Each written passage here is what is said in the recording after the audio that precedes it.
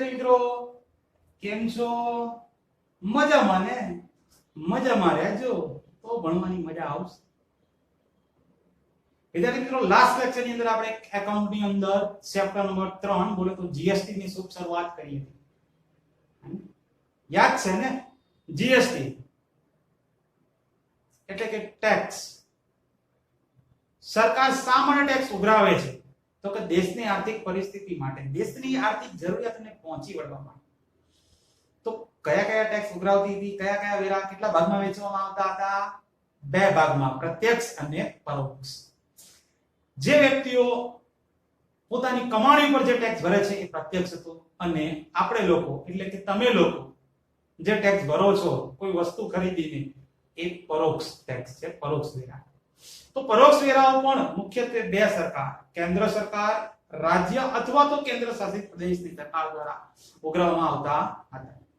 કેન્દ્ર સરકાર પણ પોતપોતાની રીતે અલગ અલગ પોતપોતાના 4 ટેક્સ ઉઘરાવતી હતી. એ જ રીતે રાજ્ય સરકાર પણ, રાજ્ય અથવા તો કેન્દ્ર શાસિત પ્રદેશની સરકાર પણ પોતાની રીતે 4 ટેક્સ ઉઘરાવતી હતી, પણ એ બધા જૂના હતા.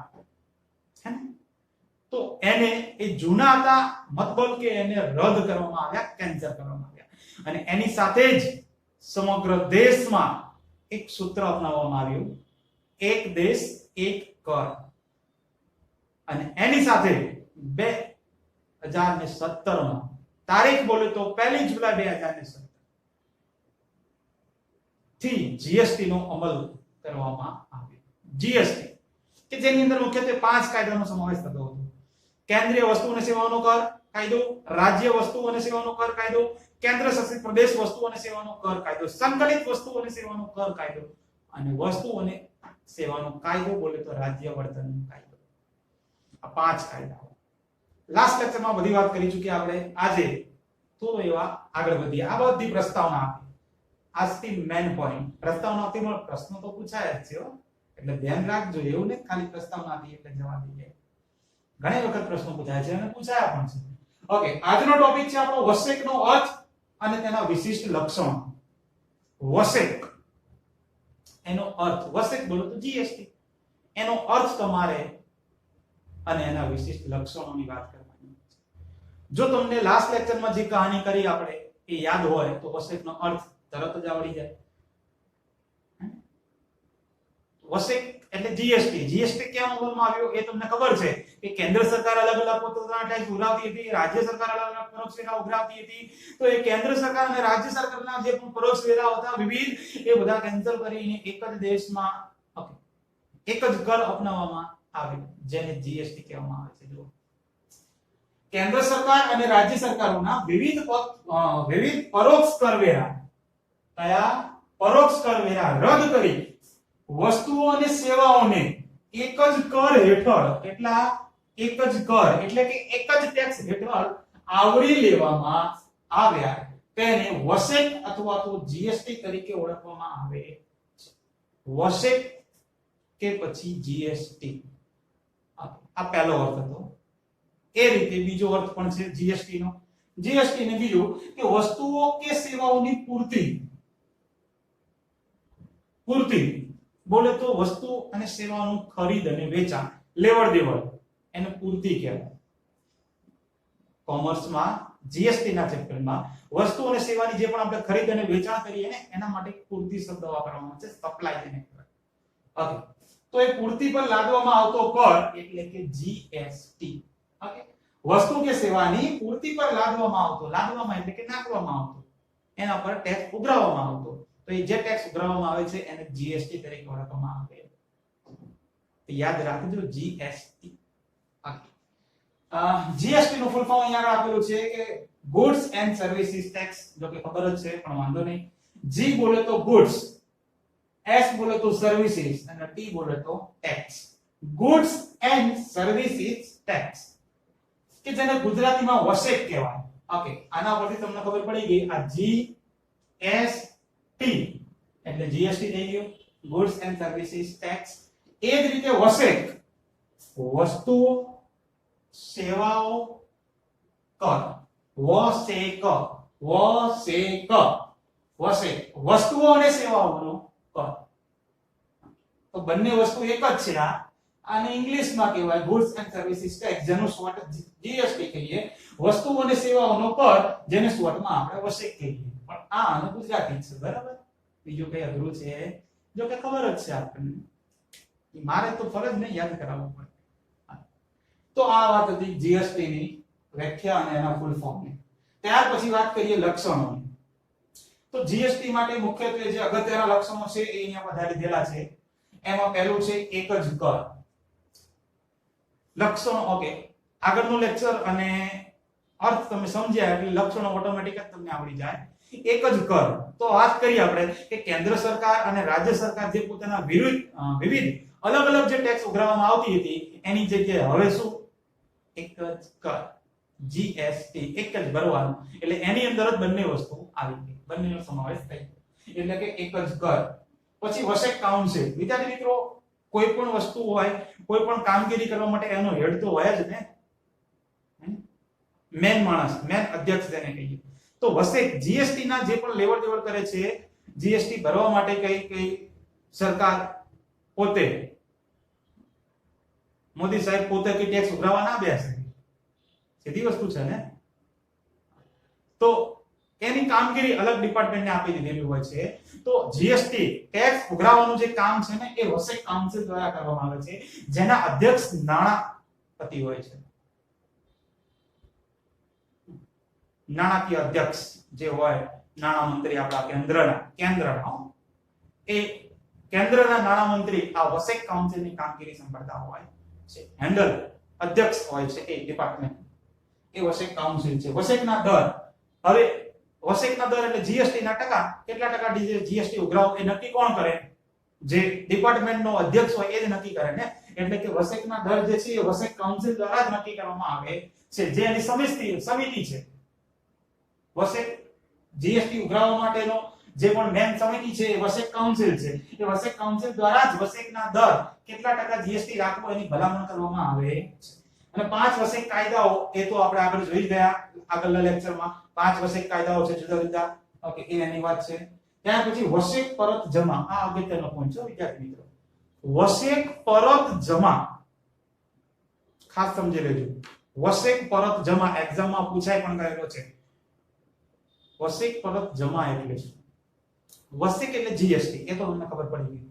ઓકે, જીએસટી વસેક પરત જમામાં એવું કંઈક હોય છે કે જ્યારે તમે વસ્તુની ખરીદી કરો ને ત્યારે થોડો ઘણો ટેક્સ ભરવામાં આવે, અને જ્યારે તમે એ વસ્તુ બધી ગ્રાહકોને વેચો ત્યારે પણ ટેક્સ ભરવો પડે.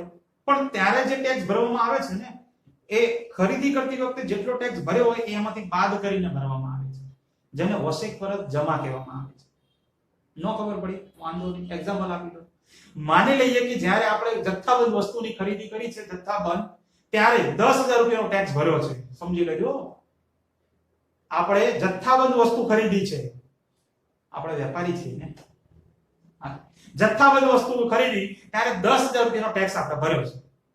હવે જ્યારે પણ એ વસ્તુ બધી ગ્રાહકોને વેચીશું, બધી વસ્તુ વેચાઈ જશે ત્યારે આપણે ટેક્સ ભરવાનો થાય. તો વર્ષ પૂરું થાય ને ટેક્સ ભરવાનો થાય. ઓકે, તો જ્યારે વસ્તુનું વેચાણ કરીએ છીએ ત્યારે 15,000 નો ટેક્સ ભરવો પડે એમ છે. સમજી લેજો, જ્યારે ખરીદી કરી ત્યારે કેટલો ટેક્સ ભરેલો છે? 10,000 નો. હવે સમગ્ર વર્ષ દરમિયાન આપણે વસ્તુનું વેચાણ કર્યું, વર્ષના અંતે 31 માર્ચના રોજ તમને ખબર જ છે ત્યાં સુધીમાં આપણે સરકારને ટેક્સ જમા કરાવવો, ટેક્સ ભરી દેવો પડે છે. તો વસ્તુનું વેચાણ કર્યું ત્યારે ટેક્સ 15,000 રૂપિયાનો ભરવાનો થાય છે. તો હવે શું કરવાનું? તો તમારો 15,000 નો ટેક્સ હવે નથી ભરવાનો. કેમ? તો કે જ્યારે તમે વસ્તુની ખરીદી કરી હતી ને ત્યારે 10,000 નો ટેક્સ તો ઓલરેડી ભરેલો છે. વેચાણ વખતે કેટલા ભરવાના છે? 15,000. પણ એ 15 નથી ભરવાના. તમે જે ખરીદી કરી હતી વસ્તુની ત્યારે જે ટેક્સ ભર્યો હતો ને 10,000 રૂપિયા, એ ટેક્સ આમાંથી બાદ થઈ જશે, બાદ મળશે, તમને જમા મળશે. એ ખરીદીના રૂપિયા તમને પરત જમા મળશે. ખરીદી કરતી વખતે જે ટેક્સ ભર્યો તો એ પરત જમા મળશે, અથવા તો એ ટેક્સ બાદ થઈ જશે અને જે ચોખ્ખી રકમ વધે ને એ ચોખ્ખી રકમ પર ટેક્સ ભરવો પડશે.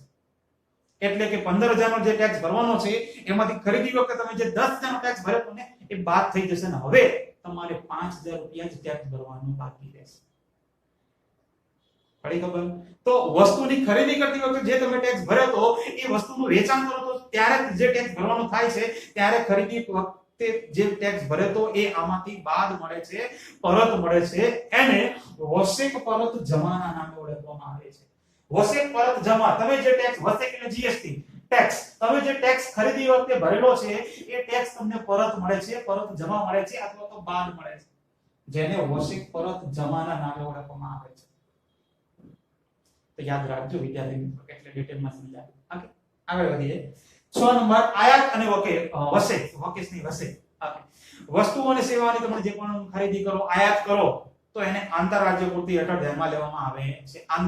બીજા રાજ્યોમાંથી જ્યારે માલ ખરીદો ને તો આંતરરાજ્ય પૂર્તિનો વ્યવહાર છે એ રીતે ધ્યાનમાં રાખવામાં આવે છે. કર વહેંચણી એટલે કે ટેક્સની વહેંચણી. તો કેન્દ્ર સરકાર અને રાજ્ય સરકાર પોતપોતાની રીતે યોગ્ય રીતે ટેક્સની વહેંચણી કરી લેતા હોય છે.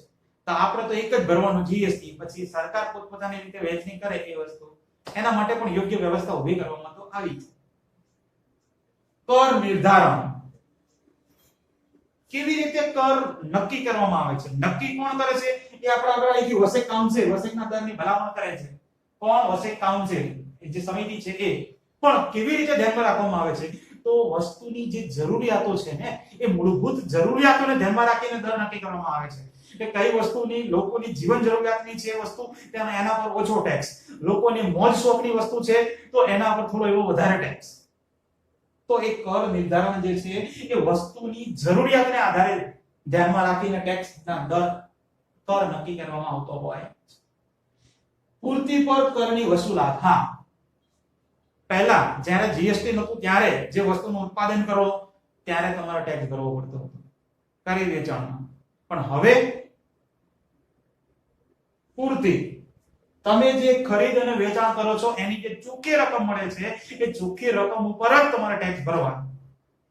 બે વખત ટેક્સ ભરવાનો નહીં.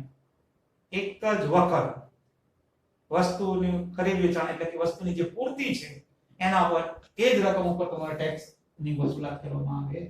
સમાનતા, અને એ તો વાત થઈ ગઈ, સૂત્ર આવી ગયું, એક દેશ એક કર, વન નેશન વન ટેક્સ. તો આખા દેશની અંદર, સમગ્ર દેશમાં સમાનતા, ટેક્સ ભરવામાં કઈ શું જોવા મળે છે? સમાનતા, સમાન રીતે ટેક્સ ભરવામાં આવે. તો વિદ્યાર્થી મિત્રો, આ એના વિશિષ્ટ લક્ષણો છે. વસેકનો અર્થ કે કેન્દ્ર અને રાજ્ય સરકાર દ્વારા જે પણ વિવિધ પરોક્ષ કરવેરા ઉઘરાવવામાં આવતા હતા તેને રદ કરી એક જ વસ્તુ અને સેવાઓને એક જ કર હેઠળ આવરી લેવામાં આવ્યા, જેને જીએસટી કહેવામાં આવે છે. જીએસટી અથવા તો વસ્તુ કે સેવાઓ પરની પૂર્તિ પર લાદવામાં આવતો જે કર છે અને જીએસટી કહેવાય. જેને પૂરું નામ છે ગુડ્સ એન્ડ સર્વિસીસ ટેક્સ, જેને ગુજરાતીમાં વસેક કહેવાય. જે વસેકનું પૂરું નામ છે વસ્તુ અને સેવાઓનો કર, અને આ એના વિશેષ લક્ષણો. એમાં યાદ રાખજો ખાસ તો વસેક પરત જમા. વસેક પરત જમાને યાદ રાખજો તો સારું રહેશે. બાકી આપણે તો મળતા રહેશું નેક્સ્ટ લેક્ચરમાં. ત્યાં સુધી જય Shri Krishna, Tata, bye bye, C you, અને પ્લીઝ ટેક કેર.